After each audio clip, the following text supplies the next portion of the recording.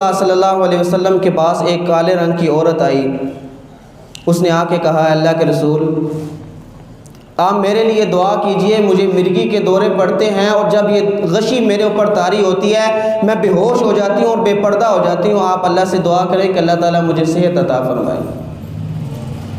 تو رسول اللہ صلی اللہ علیہ وسلم نے فرمایا کہ اگر تو چاہتی ہے میں اللہ سے دعا کر دیتا ہوں، اللہ تجھے شفا دے دیں گے، لیکن اگر تو اس بیماری کے اوپر صبر کرتی ہے تو وَلَكِ الْجَنَّةُ، اللہ نے تیرے لیے جنت رکھی ہے۔ صحابی تھی، کہنے لگی اللہ کے رسول دنیا میں آنے کا مقصد تو یہی ہے کہ انسان کو آخرت میں جنت مل جائے، اور جس بات کی گواہی آپ دے دیں کہ اگر میں اس بیماری پہ صبر کر لوں تو اللہ مجھے آخرت میں جنت دیں گے، تو اس سے بڑی خوش نصیبی کی بات اور کیا ہو سکتی ہے۔